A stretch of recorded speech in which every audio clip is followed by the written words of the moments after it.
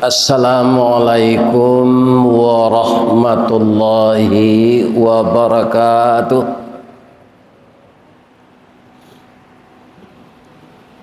Jamaah masjid raya aku ndak amuh tadanga menjawab salam. Dari tadanga ke belakang ibu. Ambo pantun ni lajir. Dari Baso ke Tanjung Alam, Pai Balanjo ke Bukit Tinggi, sia ibu-ibu nantak menjawab salam, ambo doa lakinya babini cik lai. Assalamualaikum warahmatullahi wabarakatuh. Kita ulang sedikit Bapak Ibu. Tiada salam yang seindah dalam Islam ini. Pertama, orang yang membaca mendoakan kita selamat. Itulah yang kita cari, baik pekerjaan kita, rumah tangga kita, anak cucu kita. Tidak ada kita yang ingin sengsara, selamat. Yang kedua, didoakan kita dapat rahmat. Ada dua nama Allah. Pertama Ar-Rahman, yang kedua Ar-Rahim. Kalau yang dua itu digabungkan, dia jadi rahmat. Kalau kita sudah diberikan rahmat oleh Allah, itulah tapi basanda kenan gadang bagantuang kenan tinggi. Maka kita tidak perlu khawatir dalam hidup yang pendek di dunia ini untuk beribadah, untuk menghadapi hidup yang panjang di akhirat. Syaratnya dapat rahmat Allah. Yang kedua, dibacakan dalam salam itu berkah. Kaum muslimin, para jemaah, kalau hidup kita ini dapat berkah, walaupun di masyarakat kita tidak termasuk orang terkenal,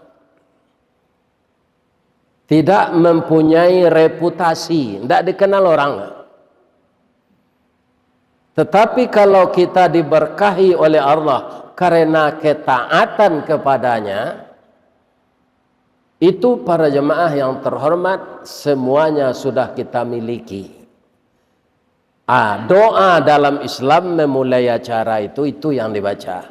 Assalamualaikum warahmatullahi wabarakatuh. Berusahalah menjawab dengan bersuara, jangan dalam hati. Waalaikumsalam warahmatullahi wabarakatuh. Kalau ini sudah semarak dalam kehidupan kita, alhamdulillah, maka semua kita sudah mendapatkan selamat, rahmat dan berkah dari Allah. Kalau ketiganya itu dicabut oleh Allah, samo jo ayam batalu dalam padi mati kelaparan, itiak berenang dalam air mati kehausan.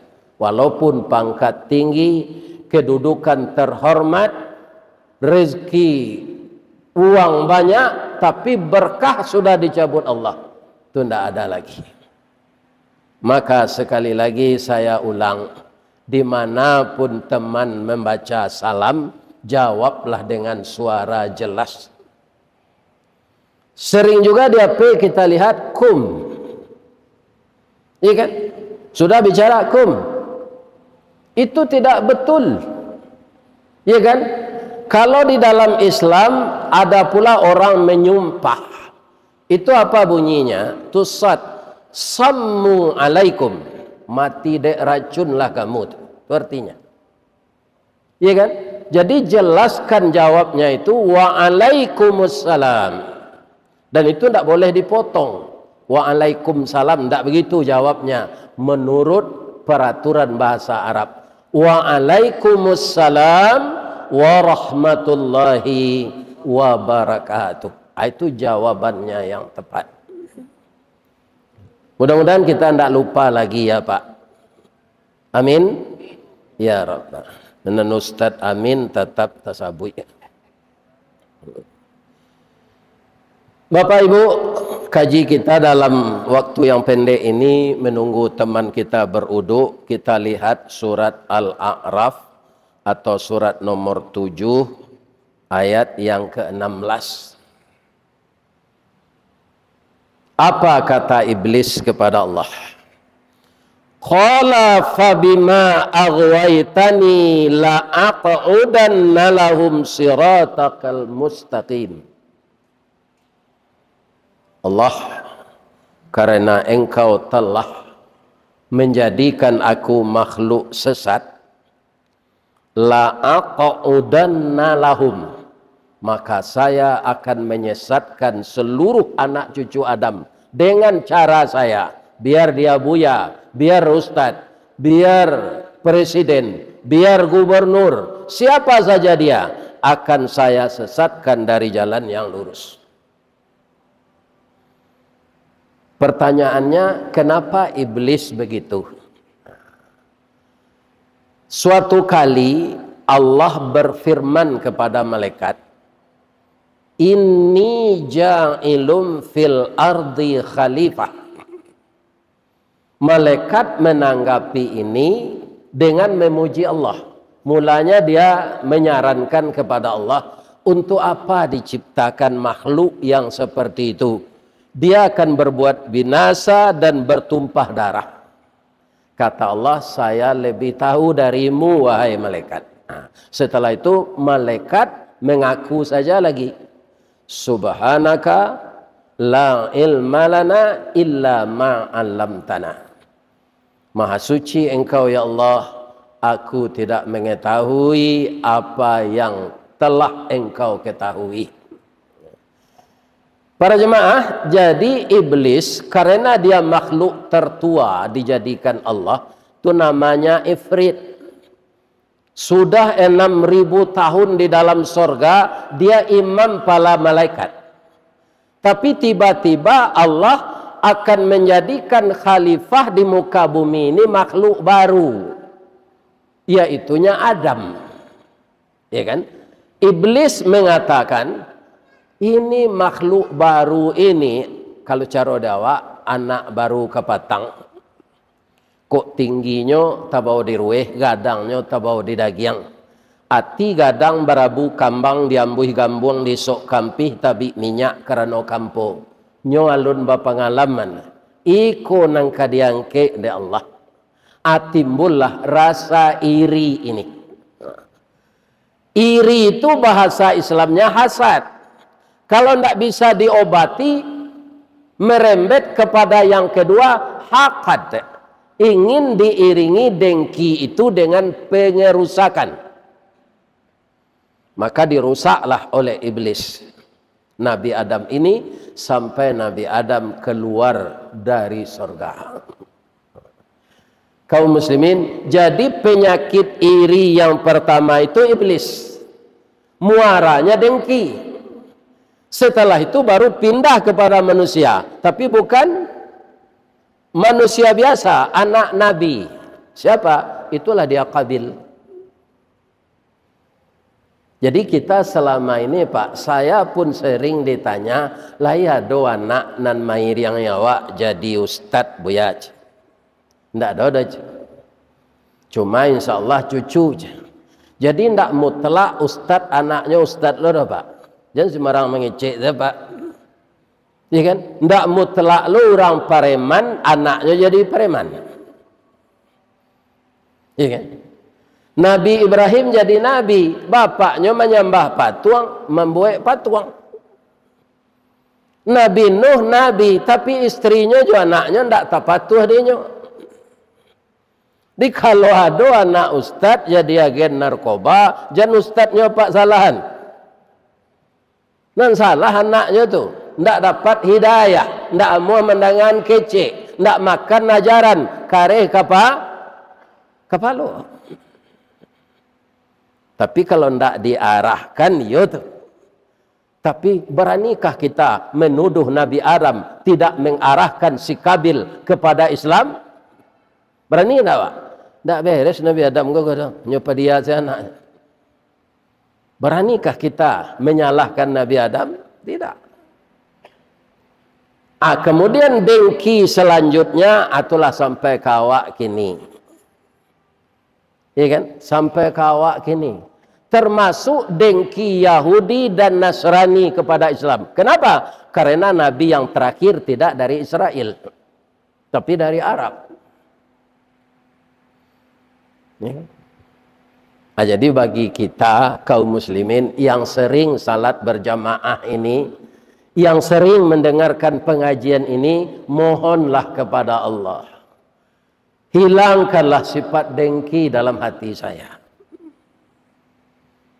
Hilangkan sifat dengki dalam dada saya, ya Allah. Karena dengki itu akan menjurus untuk berbuat jahat kepada orang yang didengki. Timbullah orang magih, orang racun, ya kan? Pandailah orang menyihir. Itu karena dengki. Itu yang mengajarkan pertama sifat itu iblis. Akan ada sampai hari kiamat.